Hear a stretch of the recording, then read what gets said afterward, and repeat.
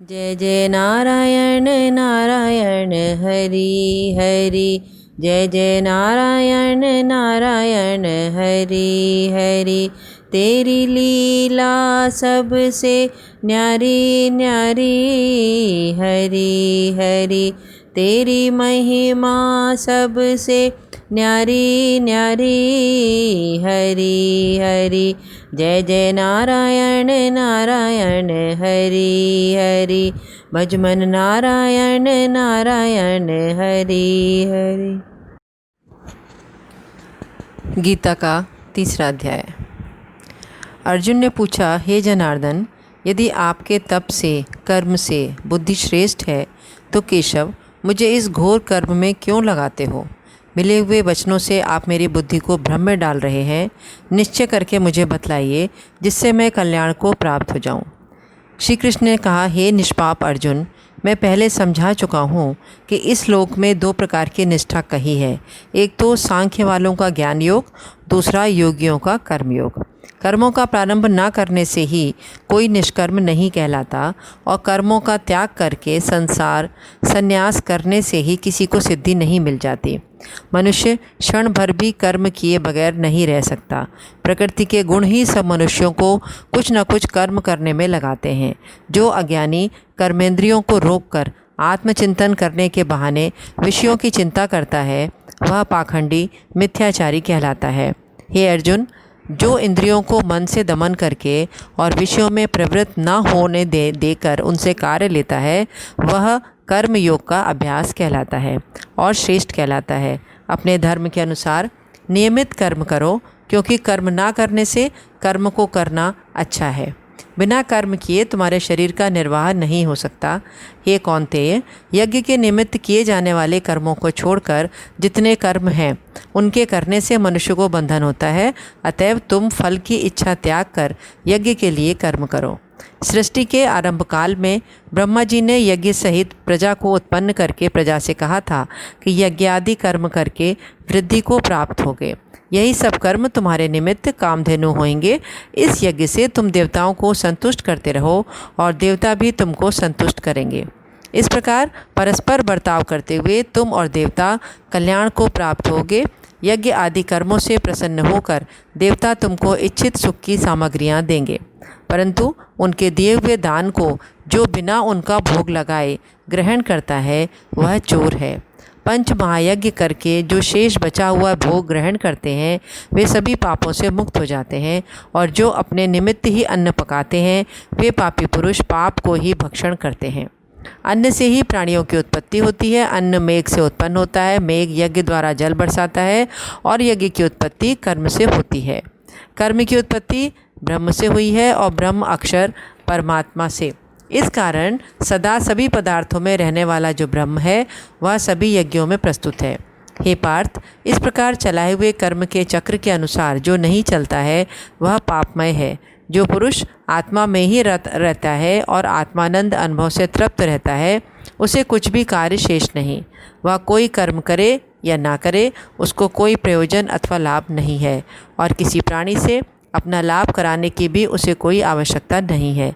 इसलिए तुम भी फल की प्राप्ति इच्छा त्याग कर कर्तव्य पालन करते रहो, क्योंकि फल की इच्छा को त्याग कर्म करने वाला पुरुष मोक्ष को प्राप्त होता है। राजा जनक आदि ने भी कर्म सिद्धि पाई है। इसी प्रकार तथा लोक संग्रहण को देखते हुए भी तुमको कर्म करना उचित है। श्रेष्ठ पुरुष जिस जिस कर्म का आचरण करता है दूसरे मनुष्य उसी मार्ग पर चलते हैं, और वह जिसको प्रामाणिक मानता है उसी के अनुसार सब उत्तम मानते हैं।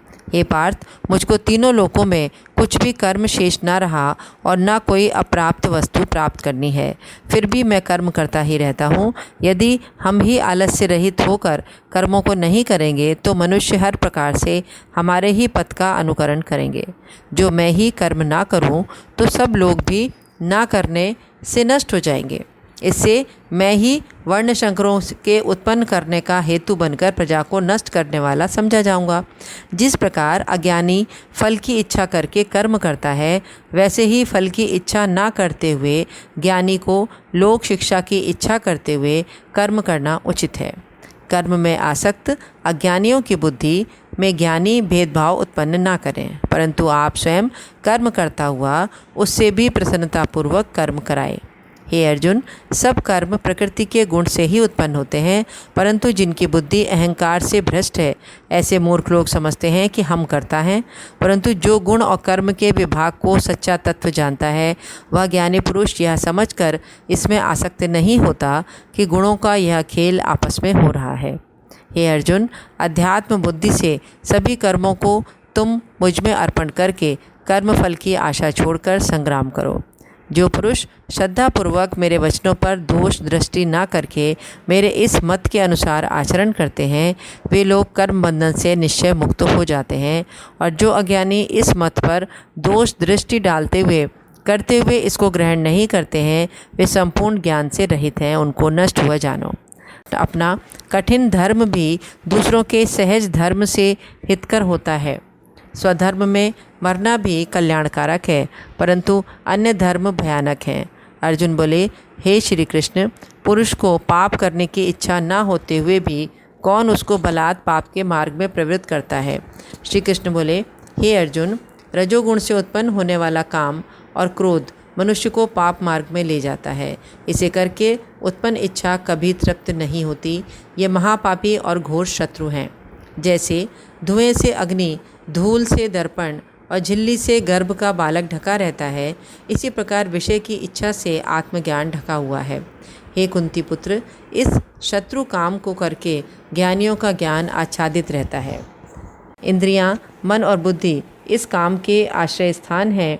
इनके सहारे विषय इच्छा ज्ञान को आच्छादित करके जीव को मोहित कर लेता है।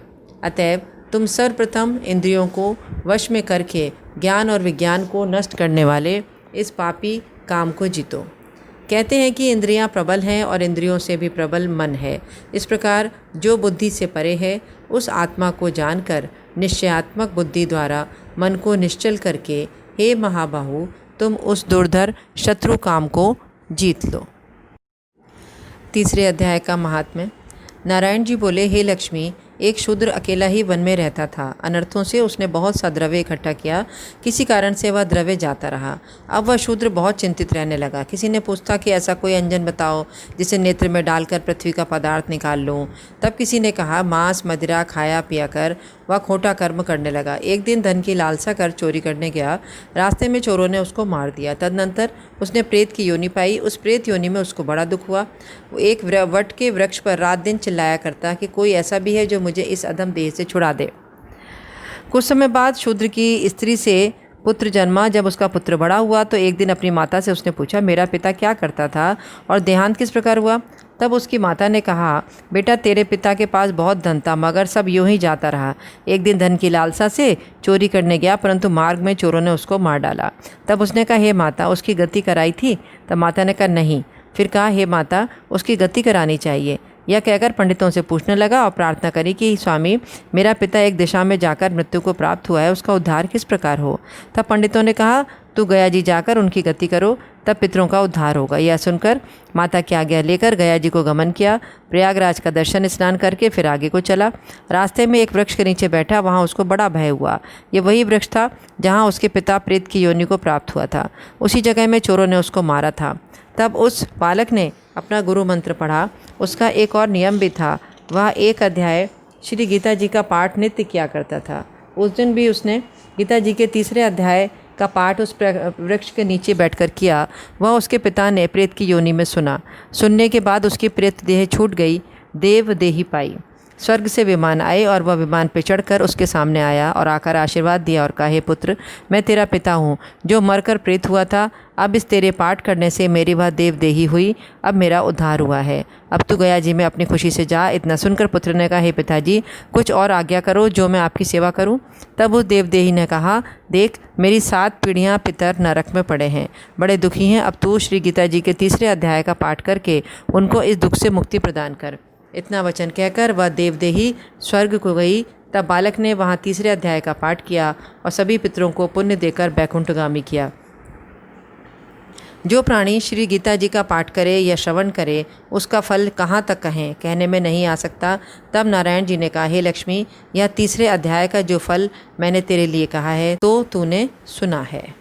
व्यर्थ चिंतित हो रहे हो, व्यर्थ डर कर रो रहे हो, अजन्मा है अमरात्मा, भय में जीवन खो रहे हो, खो रहे हो, व्यर्थ चिंतित हो रहे हो। क्या गया तुम रो पड़े, तुम लाए क्या थे खो दिया, क्या गया तुम रो पड़े, तुम लाए क्या थे खो दिया, है किया क्या नष्ट तुमने, है किया क्या नष्ट तुमने, ऐसा क्या था खो दिया, व्यर्थ ग्लानि से भरा मन, आंसुओं से धो रहे हो, अजन्मा है अमरात्मा, व्यर्थ जीवन खो रहे हो, खो रहे हो, व्यर्थ चिंतित हो रहे हो, व्यर्थ डर कर रो रहे हो, अजन्मा है अमरात्मा, भय में जीवन खो रहे हो, खो रहे हो, व्यर्थ चिंतित हो रहे हो।